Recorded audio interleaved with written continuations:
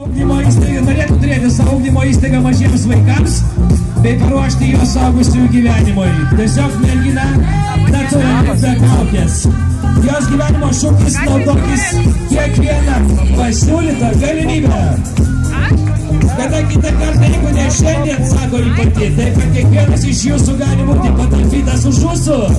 Jeigu ne šiandien, tada jau niekada. Kas pirmas atneš šalto alaus, karštą bučinį gaus, taip sako Justina. Jos numeris 3.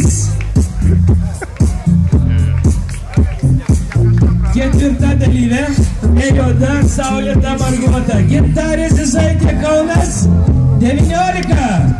Kas prisimenat jos pavardę? Horoskopas Dvinys, ūgis 172. Krūtinė 88.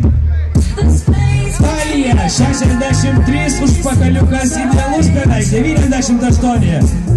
Įsilavinimas, sporto klubų veiklos organizavimas. Mėgstami dalykai, sportas, šokiai, maisto gaminimas ir piešimas. Labai, sako, švelni asmenybė, bet vienas neapgalvotas žingsnis ir jį gali tapti gyvatę. Tikrai taip. Gyvenimo tikslai, nuosavas grožio salonas ir sporto klubas. Ekspertai sako, kadangi jo šūkis nieks niekada nevyksta be priežasties, bet labai norint priežastį visada galima susirasti, ar ne? Išnaudokit savo galimybės. Gintarė, dalyvė numeris 4. Dar viena labai graži mergina, Aistė Plavinskaitė iš Kauno.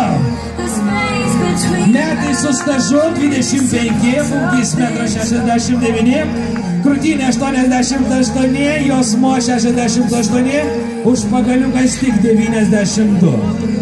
Hobiai, fotografija, interjero dizainas, kelionės ir motociklai. Beje, dirba interjero salone Kaune, rašo straipsnius apie žmonės į spaudą, mėgsta fotografuoti, mėgsta mocus keliavėje ir greitį. Gyvenimo šūkis, niekada nieko nebijok, padaryk ką gali ir gyvenk šią dieną. Ši mergina umaus būdo atrodo neprastai. Jeigu bičas būtų liurbis, kvepia tau šią naktį ragai.